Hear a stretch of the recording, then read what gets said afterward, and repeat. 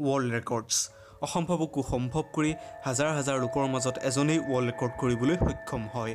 বন্ধুসকল, আজি মই আপোনালোকক এনেকুৱা 5টা ৱৰ্ল্ড ৰেকৰ্ডৰ কথা ক'ম যিকেইটা ৱৰ্ল্ড ৰেকৰ্ডৰ কথা শুনিলে আপোনালোক আচৰিত হোৱাৰ লগতে বিশ্বাস কৰিবলৈ টান পাব।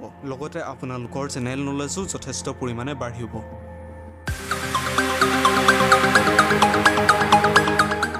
তেনেহ'লে আৰম্ভ কৰোঁ world's most amazing world records. Number 3 tallest men in the world. এইজনৰ নাম হ'ল চুলতান কোছেইন।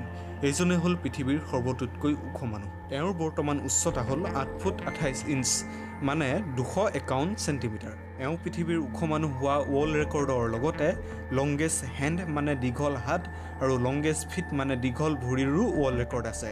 তেওঁ লংগেষ্ট হাতখনৰ দৈৰ্ঘ্য 28.5 চেণ্টিমিটাৰ মানে 11 ইঞ্চিৰ সমান আৰু ভৰিখনৰ জোখ হ'ল 36.4 চেণ্টিমিটাৰ মানে 1 ফুট 2 ইঞ্চিৰ সমান।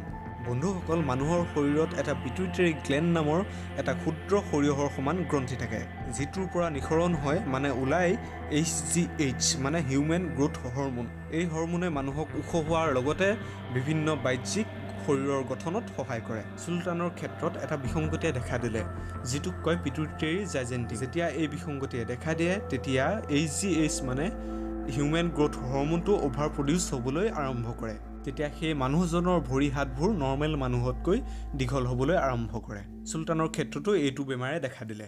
10 বছৰলৈকে চুলতানৰ গ্ৰোথ নৰ্মেল মানুহৰ সমানেই আছিল, কিন্তু তাৰ পাছত তেওঁ এনেকুৱাকৈ ওখ হ'ব ধৰিলে যে অৱশেষত ডক্টৰে 2010 চনত চাৰ্জাৰী কৰিব লগা হ'ল।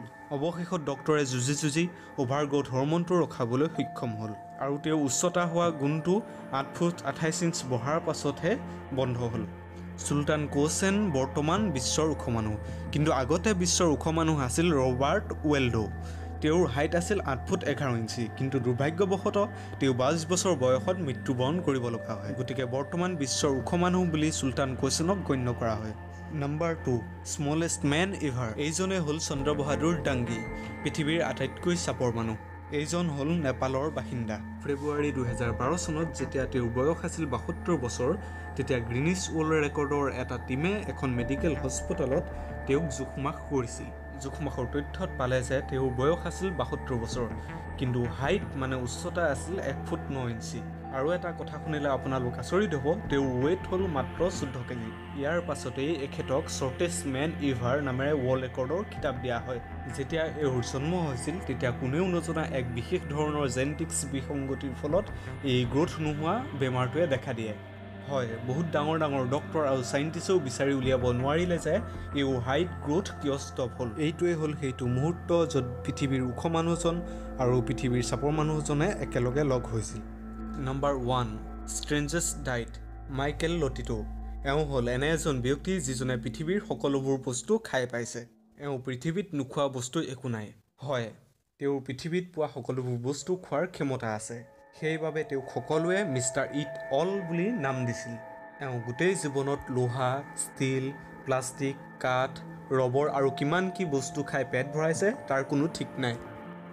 এইটো জানিলে আচৰিত লাগে যে তেওঁৰ পাকস্থলীয়েনো কেনেকৈ ইমানবোৰ বস্তু হজম কৰিব পাৰে। তেওঁ এটা টিভি চেনেলৰ লাইভ শ্ব'ত নিজৰ বিষয়ে কৈছিল যে তেওঁ 16 বছৰ বয়সৰ পৰা সকলোবোৰ বস্তু খোৱা আৰম্ভ কৰিছিল আৰু এতিয়ালৈকে তেওঁ কোনো ধৰণৰ বেমাৰৰ সন্মুখীন হ'ব লগা হোৱা নাই। এই গোটেই জীৱনত তেওঁ কেইবা হাজাৰ কেজিৰ ওপৰত লোহা, ষ্টীল হজম কৰিলে। এওঁ বেলেগ লাইভ শ্ব'ত বিভিন্ন বস্তু যেনে চাইকেল, টিভি, শ্বপিং কাৰ্ট আদি সকলোবোৰ খাই দেখুৱাইছে। আটাইতকৈ ডাঙৰ ৰেকৰ্ড কৰি তেওঁ চবকে আচৰিত কৰিছিল যেতিয়া তেওঁ এখন এৰোপ্লেন খাইছিল। এওঁ বিভিন্ন যোগ, ধ্যান আৰু অভ্যাসৰ বলত অসম্ভৱ কামকো সম্ভৱ কৰিব পাৰিছে বুলি জানিব দিয়ে।